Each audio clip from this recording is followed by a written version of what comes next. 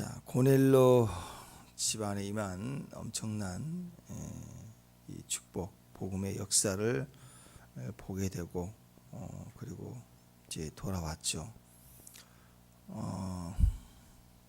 그랬더니 유대에 있는 이제 사도들과 형제들이 이 소식을 들었을 때 이방인들도 하나님의 말씀을 받았다. 이 사건을 두고 막 베드로를 막 비난하는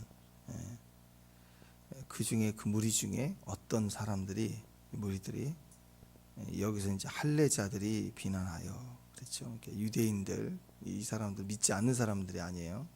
믿는 사람들 형제들 중에 그리스도인들이 이방인들이 구원받았다. 그 소리를 들었을 때 누구를 비난하느냐? 베드로를 비난하는. 뭐라고 얘기하느냐 하면 무할례자 집에 들어가서 밥 먹었다. 여러분 예수님을 공격했던 그 바리새인들 서기관들과 비슷하지 않아요? 안식일을 고쳤다도다.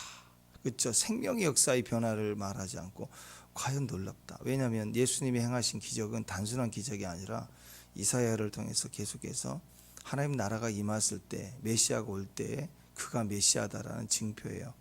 눈먼 자가 보게 되고 또 문둥병이 낫게 되고 이 모든 기적은 하나님으로 율법에 정죄받은 죄이기 때문에 그냥 병에서 나았다 그 의미가 아니라 이 일을 행하는 이는 메시아다 그 얘기입니다. 그래서 그 일을 행하고 계시는 거예요. 그런데 사람들이 예수님의 기적을 보면 당연히 메시아구나 이렇게 이해할 수 있도록 약속된 걸 행하시는 거란 말이에요. 근데 그건 보지 않고 그거 알고 있으면서도 유대인들은 태어날 때부터 14살까지 모세오경을 달달달 하거든요. 암송을 다 하고 성경 말씀을 안다고요. 그러니까 딱 보면 딱 아는데 우리 같으면 이순신 그러면 딱 임진왜란, 노량해전 뭐 알잖아요. 명량해전. 그것처럼 인도네시아 사람들이 그걸 기억하겠어요. 누구지? 역사 공부하지 않고서는 잘 모를 거 아니에요. 그죠? 우리는 그냥 아는 것처럼 유대인들은 예수님이 행하신 기적을 딱 보면 메시아? 이게 딱 떠오른다고요. 거북선, 그럼 이순신 딱 떠오르게 돼 있다고. 그런데 그건 생각하고 인정하기 싫은 거고 멀리 안식일에 일했다도다. 똑같은 거야. 베드로를 보고 뭐라고 하느냐? 무할례 자의 집에 들어가 밥 먹었도다. 밥 먹었도다. 밥 먹었도다. 기가 막히죠. 그게 우리 안에 있는 죄의 본성이 그래요. 믿지 않는 자나 또 우리가 믿는 자지만 믿는 자들 속에 있는 불신의 영역은 항상 진짜를 인정하기 싫은 거예요. 진짜가 있어요. 근데 진짜를 말하는 걸 싫어해요. 자꾸 이렇게 주변에 엉뚱한 것을 이렇게 표현을 하죠. 여러분 신앙생활 하는데 우리가 더 주님 앞에 더 빠르게 잘 영적으로 성장하고 싶다. 그런 건 사실은 솔직히 얘기해서 그런 건 없어요. 뭐가 있느냐? 그냥 두면 잘 되게 돼 있어요. 성령 구원을 받고 성령을 받았는데 그보다 무슨 지름길이 더 있겠어요. 그러니까 두면 잘하는 거라고. 아이들을 잘 키우는 것도 마찬가지죠. 그냥 두면 그 흐름대로 가면 되는데 역기능이 있다고요. 가정 안에 역기능, 사회적 역기능 이런 영향을 받으니까 세상이 들어오고 판단이 들어오고 싫은 게 들어오고 이런 것들이 가로막는 거죠. 좋은 땅을 골라야 된다. 좋은 땅에 씨 뿌리는 자에 비유해서도 좋은 땅에 골라서 뿌려야 된다는 게 아니잖아요. 그죠? 그냥 뿌리면 씨는 30배, 60배, 100배 결실하도록 되는 게 기본이에요. 기본. 거기에 돌밭, 가시밭 막 이렇게 인간의 마음이나 상황이 그렇다는 거죠. 그러니까 이런 그냥 순수하게 씨름길이란 건 그냥 예수님이 길이요 진리의 생명이에요. 가장 빠른 길이고 온전한 길이고 정확한 길입니다. 거기에 인간이 거기에 섞여 있는 불신의 영역들이 우리를 느리게 하고 더디 성장하게 만드는 거, 장애 있게 만들고 하는 거 아니겠습니까? 그러니까 하나님 앞에서 신앙생활하는데 제일 바른 거 꼭 명심해야 될 게 뭐냐면 정직해야 돼요. 우리는 약점이 있고 우리는 시기할 수도 있고 오해할 수도 있어요. 사람이니까. 그건 이해한다고요. 그런데 그 순간이라도 정직해야 됩니다. 정직은 뭐예요? 예는 예, 아니오는 아니오 할 수 있는 거. 나에 대해서, 상황에 대해서. 이것이 아니면 죽어도 안 되는 거야. 미안하지만, 인간적으로는 미안하다. 근데 이건 그렇게 할 수가 없어. 딱 얘기를 해야 돼요. 아이들에게도 해줄 수 있으면 해주고, 어떤 부분이 너무 아니다 싶을 때는 아니다라고 얘기할 수 있어야 되고, 죽어도 안 되는 건 안 되는 거. 또 친구들이, 옆집 친구들이 다 사줘도 내가 형편이 안 되면 못 사주는 거죠. 못 보내는 거예요. 다 어디 간다고 그럴 때 안 되면 미안해, 못 보내.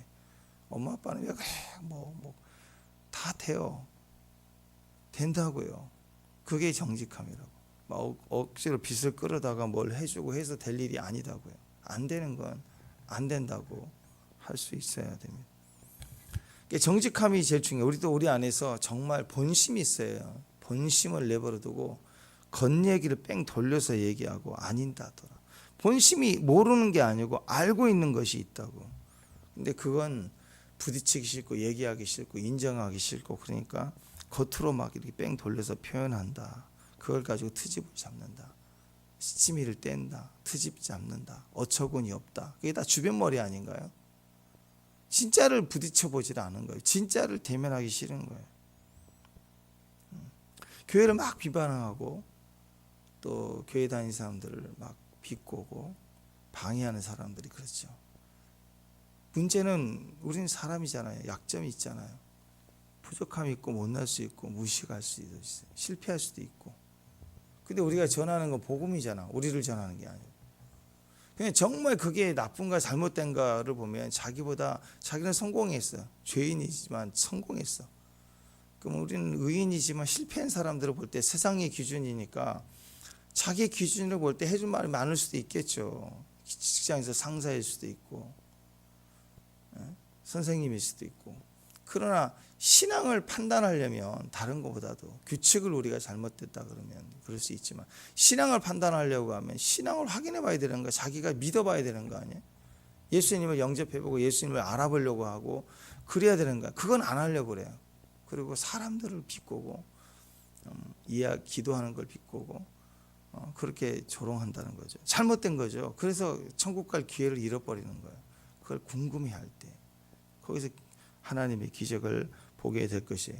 근데 그렇지 않더라. 세상의 영성은 그래서 항상 이 꼬투리, 시치미 이런 걸 뗀다고. 그거 내 거 아닌데 시치미를 떼버리는 거예요. 하나님의 신데 뒤집어 씌우는 거예요. 이게 악한 것 중에 악합니다. 그러니까 정직한 게 뭔 별 대수냐? 아니에요. 굉장한 능력입니다. 굉장한 능력.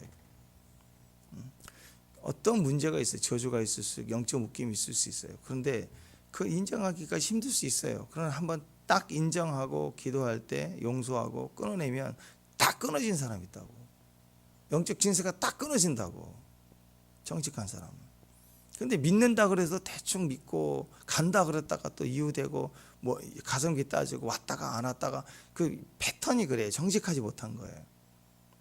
약속을 하되 신중하게 해야 돼. 한번 하면 지키는 사람. 이런 패턴들을 가질 때 얘는 얘 아니요는 아니요. 솔직히 할 말이 있다고. 아무리 가까워도 뭔가 불편하면 따로 자기 마음을 딱 얘기할 수 있는 사람. 불편해도 그런 얘기를 해줄 때 오해가 풀리기도 하고 난 생각 못했다고 그러고 관계를 또 발전시킬 수 있거든요. 근데 안 해. 그러고 나서 다르게 또 표현을 해. 그게 관계를 깨트리는 악한 거라고 인정을 해야 속상하면 속상하다. 아프면 아프다. 또는 사랑하면 사랑한다. 표현을 자꾸 고백을 해야 됩니다. 근데 그렇지 않을 때 이제 문제가 결국 되는 거고 판단하게 되고 정죄하게 되고. 오늘 믿는 자들이에요. 크리스찬들인데 베드로의 소식을 듣고 일단 그 중심이 뭐냐, 이방인들이 구원받았다는 게 싫은 거예요. 되게 듣기 싫은 거예요. 이게 인정하기 싫은 거예요.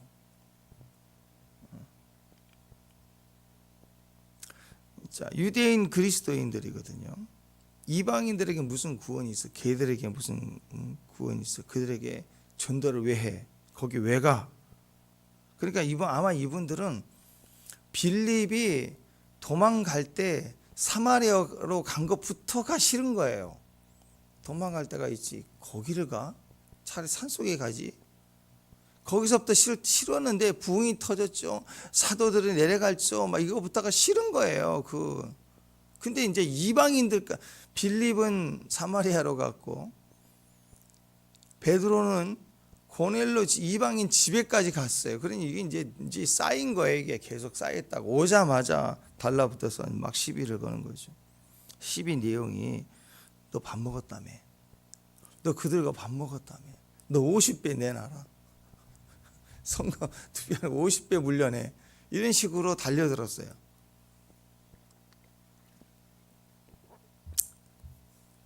(2절) (3절) 한번 보십시다. 2절 3절 읽습니다. 시작. 할례자들이 비난하여 이르되 네가 뭐 할례자의 집에 들어가 함께 먹었다. 그리스도인들인데 정통 유대인들입니다. 그래서 할례를 하는 사람들. 나중에 이제 바울의 통해서도 할례자나 무할례자나 소용이 없다 그랬잖아요.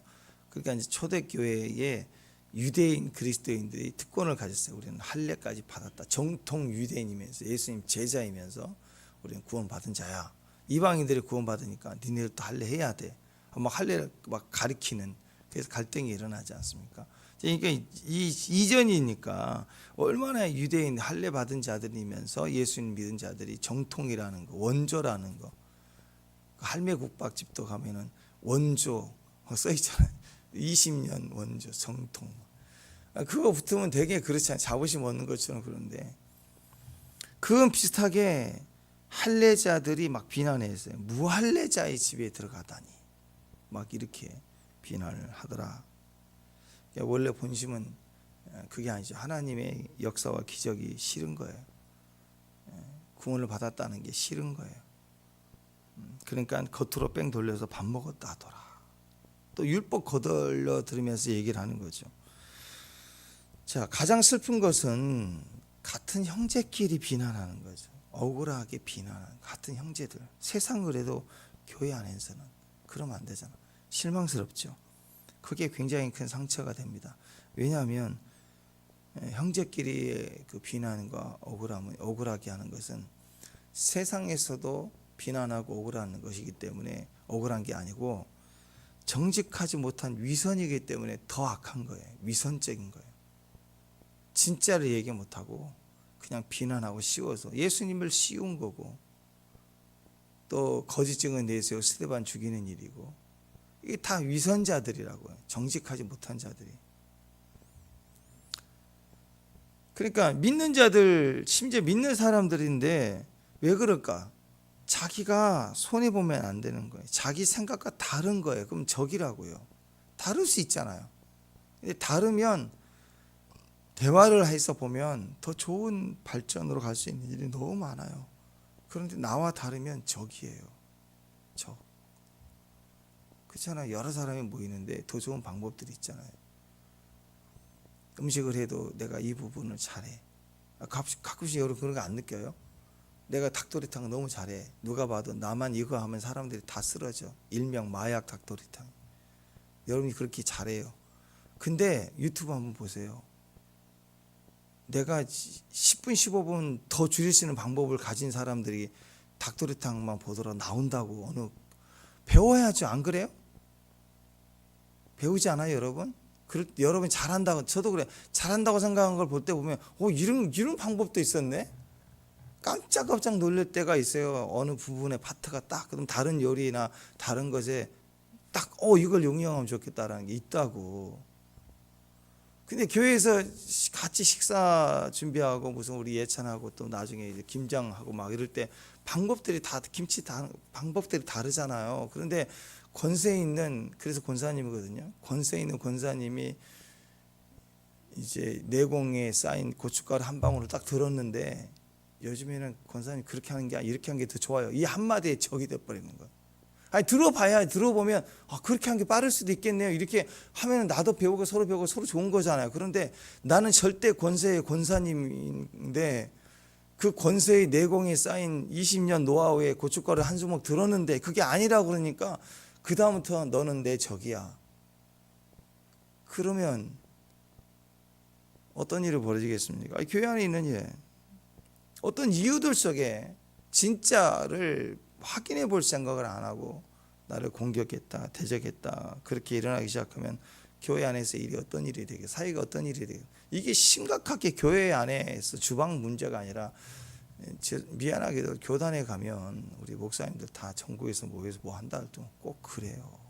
그런 일들이 있었고 나서 설치면서 물어보면 아무것도 아닌 거 가지고 핏대 세우고 막 그런 분들이 꼭 있어요. 어디나 다 있어요. 가장 슬픈 건 교회 안에. 교회 안에서 그럴 수 있느냐?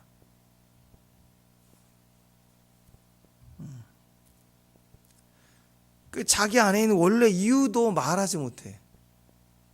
무슨 홍길동이에요? 아버지라 말하지 못하고 막 반항해야 됩니까? 뒤집어 엎어야 돼요? 그게 무릉도원이에요? 그래서 기독교 역사에는, 기독교 영성은 억울하다, 각성하라 라는 것이 있을 수 없어요. 해서는 안 돼요. 모래향낭이잖아요. 이게 깨지고 억울해도 품어내야 되고 향기를 토해내야 되고, 그리고 내가 변하는 거예요.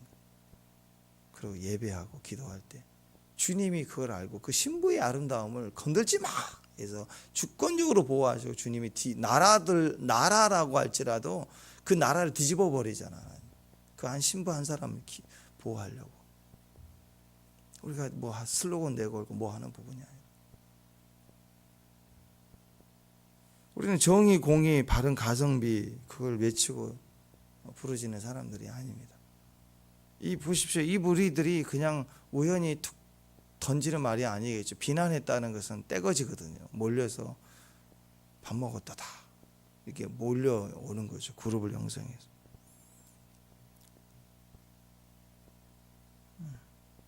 자, 우리가 이렇게 신앙생활 하다가 영적으로 좀 성숙해져 가면 변화가 일어난 것 중에 하나가 뭐냐면, 금방금방 내가 마음에 생각하고 있는 거 그냥 얘기할 수 있다는 거. 이게 능력입니다.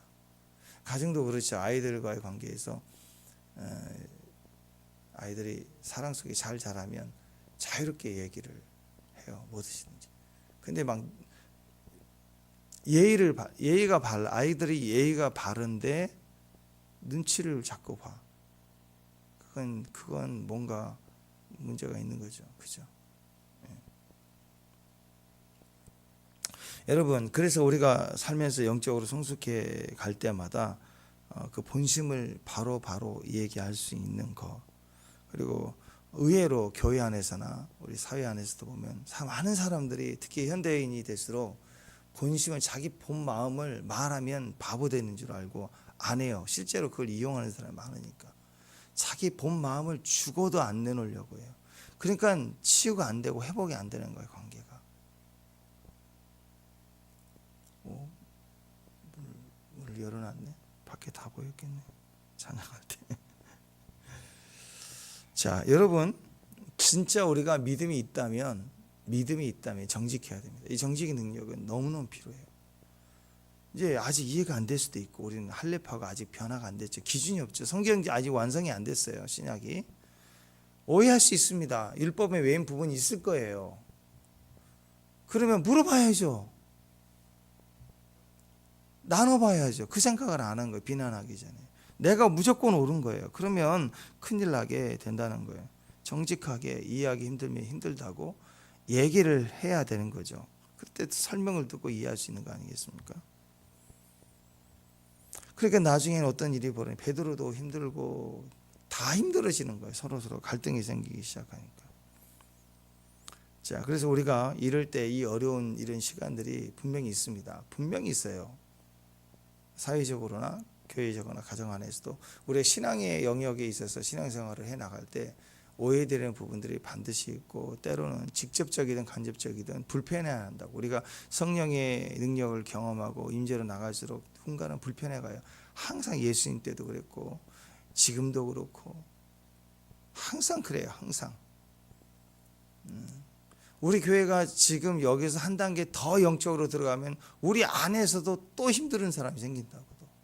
그러니까 계속해서 생태계인 거예요. 날마다 그 사람은 깨져나가고 속 사람은 날마다 새로워져 가야 되고 계속 성숙해 가야 돼. 그러면서 본을 보여서 계속해서 나아가야 되는 거예요.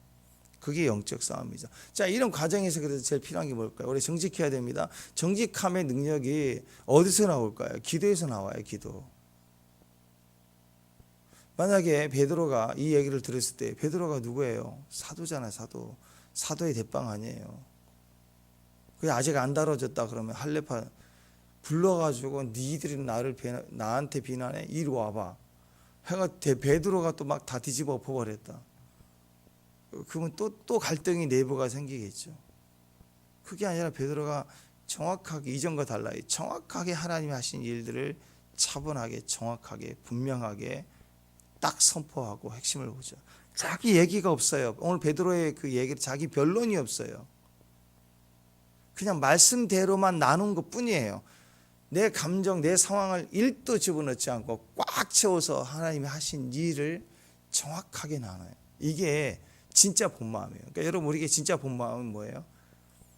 겉얘기가 아니라 팩트 아닙니다. 팩트가 아니라 더 깊은 것에 하나님이 내게 주시는, 내게 행하신 일을 말하는 거예요. 영으로 말하는 거예요. 내 속사정, 내 감정이 아니 그 깊은 곳에 있는 영적인 걸 나눠야 변화가 일어나고 거기에 하나님이 일을 행하신다라는 거예요. 베드로가 왜 이런 힘이 있을까? 기도예요. 기도. 기도의 사람이기 때문에 이런 상황에 상처가 되지 않아요. 말려들지 않아요. 감정적 동요가 일어나지 않아요. 지금 이 상황을 보면, 자, 감정의 영역으로만 흐름을 보십시오. 비난하는 할례자들만 지금 감정이 격해서 밥 먹었다 다 하고 비난하잖아. 미움의 감정이 가득 차서 말을 하잖아요. 지금 베드로, 당사자, 고넬료, 이 주변에 많은 사람들은 전혀 그런 감정이 없어요. 그렇게 나중에 어떤 일이 벌어요? 베드로가 그 얘기를 딱 하고 정확하게 나중에는 도장을 날리죠. 도장을 찍어서 선포합니다. 내가 누구에게 하나님을 능히 맡겠느냐. 딱 끊어버리니까. 그러니까 어때요? 모든 사람이 잠잠해요. 그러고 나서 역전이 일어나 뒤집어 엎어치기 한 방입니다. 모든 사람이 하나님께 영광을 돌리기 시작해요. 이 일로 뒤집어지는, 한 방에 뒤집어지는 거예요. 자, 이런 능력이 어디가 있을까요? 기도에서 나오는 거예요. 기도하면 우리가 별의별 데를 다 경험하고 지나가는 상황일지라도 기도해야 됩니다. 왜냐하면 그 문제를, 그 상황을 이겨낼 수 있다. 예, 맞아요. 이겨낼 수 있어요. 근데 그거보다 더 중요한 건 그 상황에 있는 나라는 사람이 상처 안 받으니까. 나라는 사람은 그 상황에서 감정이 휘말리지 않으니까. 이게 중요해요. 이기는 게 중요한 게 아니라 그 상황에서 방법을 찾고 지혜를 찾아서 엎어치기 해서 이기는 게 중요한 게 아니라 당장 그 상황에 내 마음이 나를 향해서 화살을 돌려도 그게 내 안에 상처가 되지 않아. 그냥 맷집에 목에 한 방 물린 것처럼 지나가는. 그러기 위해서는 우리가 이 맷집, 영적 맷집이 필요합니다. 그게 뭐예요? 기도에서 나오는 기도. 우리가 계속 10장을 보면 베드로는, 여기서 보여지는 베드로의 모습은 기도의 사람이었습니다.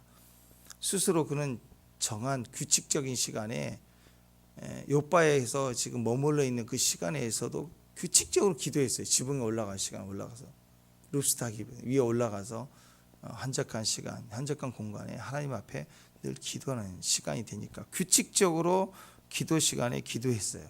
또 기도하는데 환상을 봤어요. 기도하는 가운데 고넬료를 만났어요. 기도하는 중에 말씀을 증거했어요. 기도하는 중에 성령이 또 임했어요. 전부 계속해서 기도의 사람인 베드로를 지금 보여주고 있는 거 아니에요? 그러니까 어떤 상황에서 인도함을 받는 과정에서 계속 기도했어요. 예루살렘에 돌아올 때 뭐하고 돌아왔겠어요? 기도하면서 돌아왔겠죠. 형제들은 막 비난하는 그 상황에서도 기도하면서 비난을 받아요. 그러니까 이 문제가 해결이 되더라고요. 비난의 화살이 와도 기도하는 사람은 그게 그렇게 지나가지 않고 그냥 이렇게 꽂혀서 툭툭 떨어져요. 그게 털어버릴 수 있다라는 거. 근데 한 방 그냥 하나 살짝 지나가는 거, 맞지도 않았어. 이쪽을 향하여 던졌다. 그것 때문에 뒤집어지고 저 원수 막, 그럼 어떻게 되겠어? 다윗이 그랬죠. 사울왕에 창을 던졌는데 피했죠. 당연히 뭐 반대로 다윗이 사울에게 던졌으면 그냥 눈 감고 던져도 한 방에 맞았겠지만, 골리앗 죽일 때 그랬지만, 사울이 뭐 기술도 없는데 집어 던진 거. 근데 거기서 감정 상할 일이 없었죠. 나를 향해 던지다니, 내가 사위인데. 뭐 그거 아니었잖아요, 그죠? 예, 그게 별로 중요한 게 아니에요. 근데 우리가 영이 약할 때, 한심할 때 그냥 그 방향성, 느낌 그거 하나 가지고 잠을 못 자고 죽이려고 들고 힘들어한다. 사울왕이 그랬잖아요. 사울왕이 한 번도 대적한 적이 없어요, 다윗은. 근데 그가 커지니까 대적자로 보는 거예요. 느낌이 싫은 거예요, 그게. 대부분의 미움과 상처는 그런 거예요. 직접적인 대적 원인보다는 느낌이 싫고 해서는 안 되는 축복을 받고 나보다 빠르고 막 이런 게 미치는 게 만들었다. 그래서 공격을 하게 되더라고요. 그래서 우리도 마찬가지입니다. 항상 기도하는 모습이 있어야 됩니다. 쉬지 말고 기도하라, 그 뜻이에요. 발작 기도하지 마. 무슨 일 터졌다고 그때만 발작하지 말고 항상 낙마하지 말고 우리 자신이 늘 같은 마음을 가지고 든든히 우리 자신을 지킬 수 있고, 상황 주면 그 상황에 맞게끔 예는 예, 아니요는 아니요, 못하면 못합니다, 할 수 있으면 제가 하겠습니다, 이렇게 부딪혀 갈 수 있는 정직함의 능력, 그게 우리의 믿음의 강력한 힘이 된다라는 것입니다. 사무엘 8장에 보면은, 사무엘상 8장에 보면 사무엘의 이야기인데 말년입니다. 사무엘이 굉장히 큰 상처를 입었어요, 말년에. 왜냐하면 이제 나이가 들었거든요. 그래서 자기 아들 두, 요엘과 아비야를 다음 사사로 세웠어요. 뭐 그 당시에는 이제 그렇게 왕과 같은 역할의 사사 아니에요. 근데 두 녀석 다 농땡이를 피워요. 사사로 세워놨더니 이 애들이 젊으니까 자기 이익을 보고 스스로 제대로 신앙생활도 못하고 사람들의 재판과 판결을 돈 받고 자기 마음대로 난리를 치는 거예요. 사람들이 막 분노하고 억울해하고 그런 일이 커지니까 누구에게 찾아왔느냐? 사무엘에게 찾아와가지고 너 늙었다. 당신 아들이 이러니까 뭐 해결해 달라, 그게 아니라 너 늙었다. 그리고 왕을 세워달라. 우리는 왕을 섬기고 싶다. 이렇게는 살기 싫다. 방향이 전혀 옆구리가 터지면서 너 물러가라, 너 늙었다, 너 말고 왕 세워라, 너랑 네 자녀들 다 싫다, 이거예요. 말년의 사무엘이 상처를 받았어요. 물론 잘못이 있었고 아이 자녀들 때문에 이 억울한 일이 생겼겠죠. 그렇지만 너 물러가라, 너 늙었다, 너와 내 집은 상종하기 싫다, 그런 뜻이에요. 새로운 왕을 세워라. 그러니까 사무엘 말년에 얼마나 상처가 됐겠어요. 평생 이스라엘을 위해 충성하고 이스라엘 지켜주고 기반을 다 닦았던 사람인데 이제 늙었다, 너와 내 집안 꼴보기 싫다, 물러나라, 다른 왕 세워라. 얼마나 상처가 되겠어요. 사무엘이 평생 한 일이 뭐예요? 하나님이 왕 되심을 신앙의 기초로, 신앙으로 나라가 움직이는 것을 기반을 만들었잖아요. 행정, 정치로 가는 게 아니고 기도와 말씀을 전무하면서 나라가 사는 방법들을 가르쳤잖아요. 하나님만의 왕 되심을, 신앙이 생계가 되며, 마지막 때 신앙이 생계라고요. 종교생활 따로, 사회생활 따로가 아니라 신앙생활이 모든 사회생활, 인간관계를 다 풀어가는 방법이라고. 그걸 세워놨는데 그걸 부인하겠대요. 시스템을 달라 이거예요.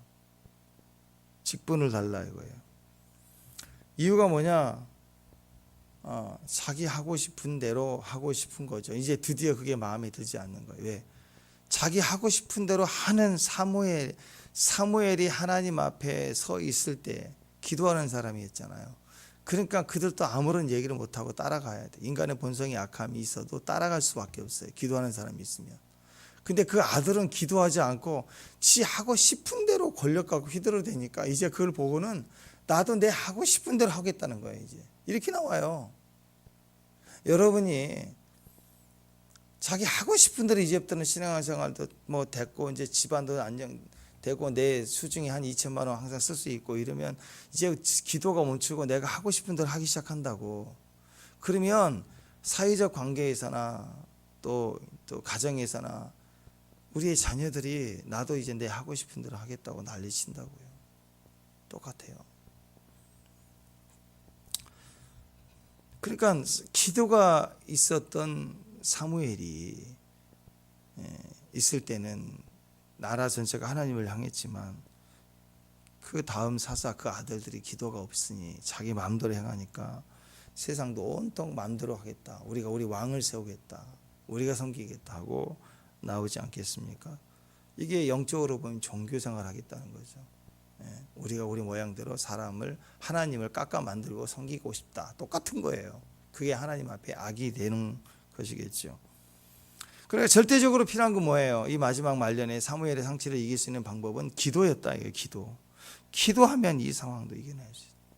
기도했기 때문에 그 상황도 원래 이 사람들이 변질된 게 아니라 원래 이런 사람들이었지만 사무엘 당시에는 전체가 다 하나님 앞에 움직이는 국가가 됐어요. 왜? 사무엘이 기도한 사람이었기 때문에. 자, 영적인 상태가 우리 안에 굉장히 낮아 있을 때, 낮춰 있을 때, 그때는 우리가 기도가 안 나오죠. 기도가 안 나오는 대로 두면 세상에 엎어치기 당하게 됩니다. 다시 망해요. 그런데 우리가 영적 상태가 낮다 그러면 빨리 영적 수위를 올려야 됩니다. 기도가 거기서 올라가게 하죠. 기도가 올라가면 세상에 우리를 다 죽일 것처럼 입 벌리고 있어도 그 뒤집어진다고. 사무엘이 평상시에 항상 기도의 사람이에요. 오늘 본문의 베드로도 기도하며 다 진행해 갔어요. 고넬료 기도의 사람이에요. 다니엘의 특징이 뭐예요? 다니엘 그러면 기도잖아요. 기도하는 사람은 이 모든 환경을 이길 능히 힘이 있다라는 기도가 중요하다는 것입니다. 우리 인생에 기도가 중요합니다. 그 기도는 어떤 기도예요? 평상시에 늘 기도하는 사람. 늘 기도하는 사람. 그 사람이 세상에 갈수록 우리에게 도전적인 어떤 상황이 올지라도 상처를 안 입고 영적 심취에 빠지지 않게 됩니다.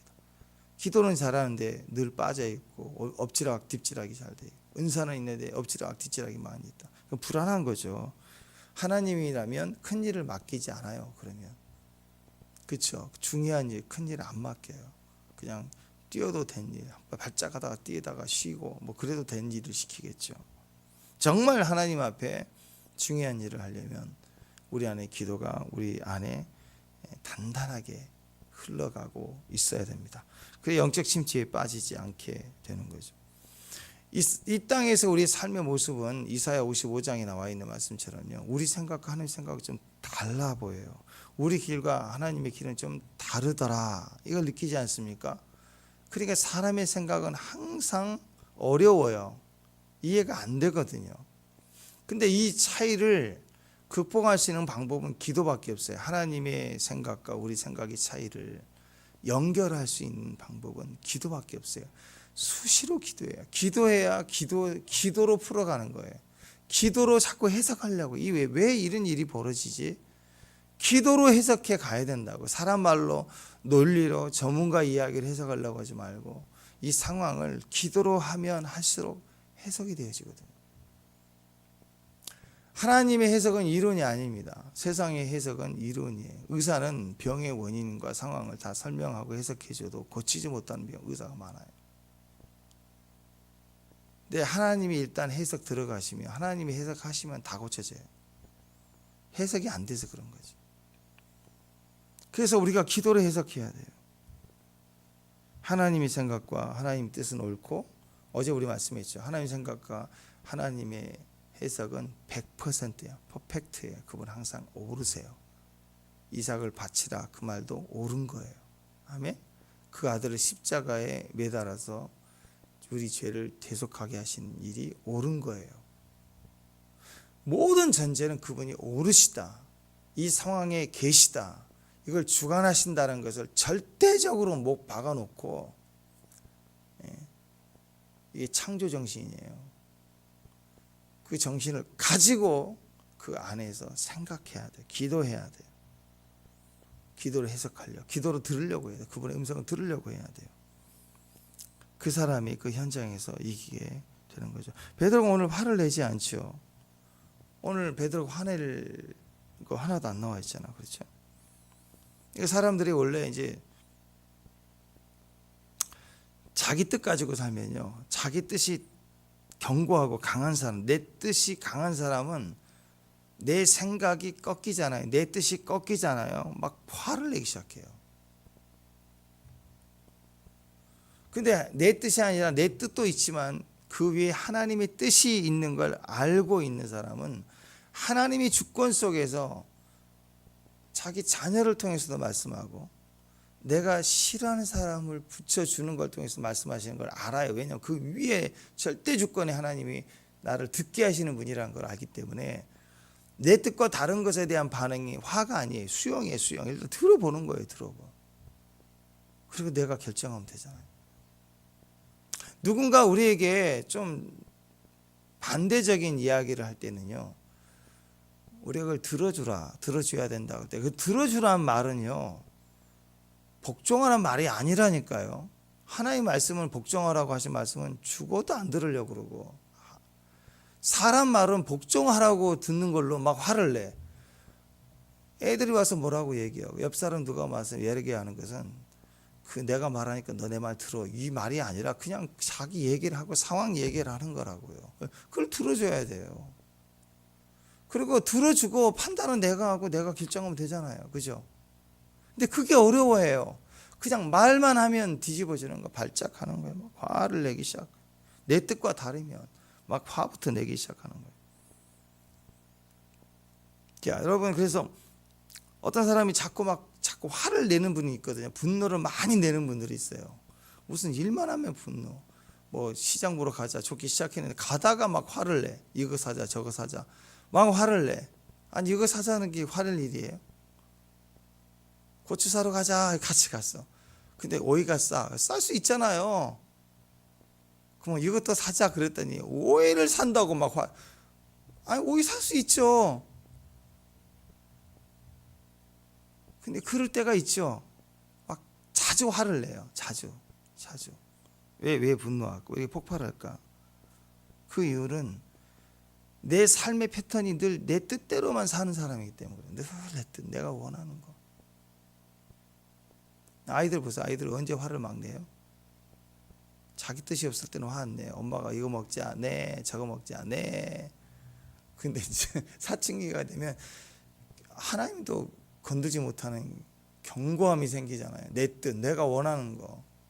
그게 단단해지면 막 애들이 분노하고 화나고 막 그렇다고. 똑같아요. 우리도. 하나님 뜻이 아니라 내 뜻이 단단할 때 짜증나고 화나고 발작하게 되는 거예요. 우리가 하나님의 뜻을 수용하잖아요. 내가 내 뜻이 다 있죠. 사람이니까 자아가 있죠. 사람이 자기 뜻이 있지만 하나님의 뜻을 위에 두고 늘 수용하려는 절대 주권을 가지고 살면 그 하나님 뜻이 내 안에 오면 내 뜻이 아니라 하나님 뜻을 따라 살면 하나님의 뜻이 내 안에 있을 때 내 뜻이 꺾이면 나는 화를 내지만 하나님의 뜻을 가지고 살 때 하나님 뜻이 꺾이면 눈물이 난다고요. 저렇게 하면 안 되는데. 이해가 되시죠? 내가 내 뜻 가지고 뛰면 누가 이거 거역하면 거절할수록 분노하고 화가 나는데 내 뜻이 아니라 하나님의 뜻을 붙들고 가는데 그것이 거절당하면 화가 아니라 눈물이 난다고. 눈물. 불쌍하니까. 저렇게 하면 안 되는데.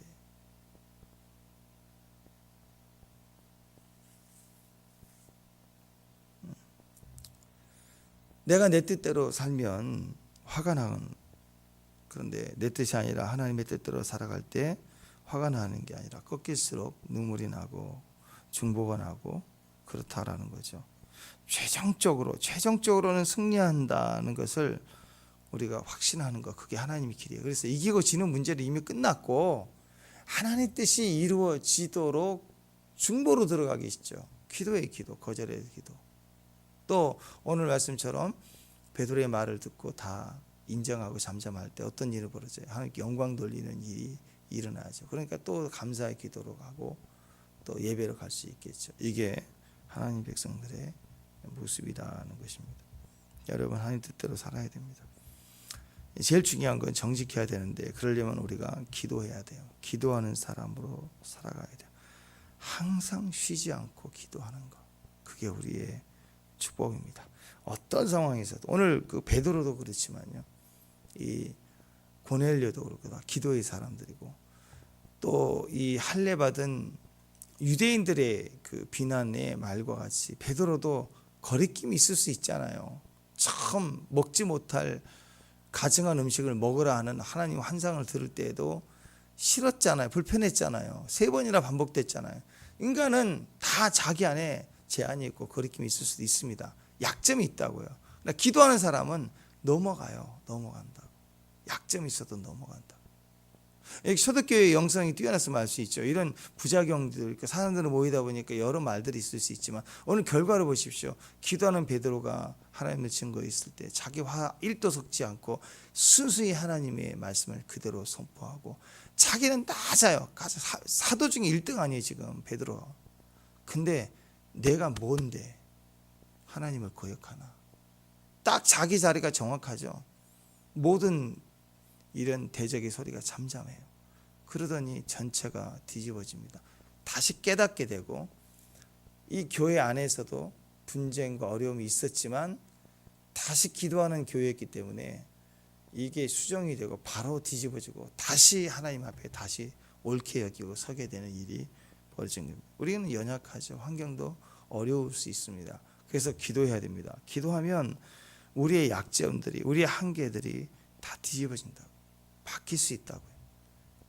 유대인들이 철저하게 생각했던, 개라 여겼던, 이방인은 죽어도 안 된다고 생각했던 그런 이방 사람들의 구원까지, 이건 있을 수 없는 일이라고 생각했던 일이 이루어지는, 이 경관진을 파괴하는 능력이 기도에 있었다는 거예요. 그러니까 앞으로도 우리가 감당치 못할 큰 일들이 일어날 수도 있고, 세상에 어떤 환란이 있을 수 있고, 내 자신도 여전히 약점이 보일 수도 있고, 내가 영이 성숙할수록 내 안에 내면의 상태는 더 적나라하게 보일 거 아니에요.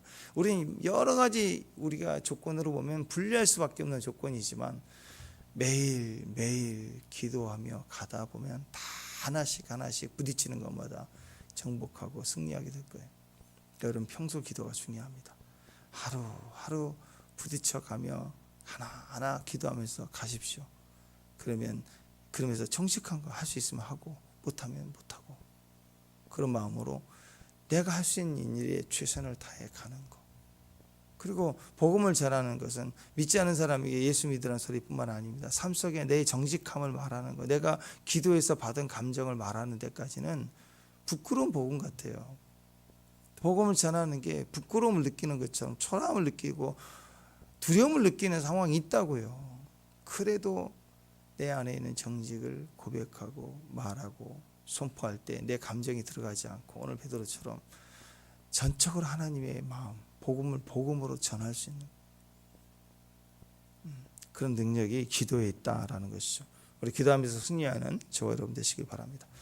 기도하겠습니다. 하나님 감사합니다. 우리의 생각과 상황이 답답하고 무지하고 약해도 평소에 늘 기도하는 중심으로 기도하는 사람에게 주신 믿음의 승리를 순간순간 하루하루 다 누릴 수 있는 귀한 종들 되게 하옵소서. 예수님의 이름으로 기도합니다.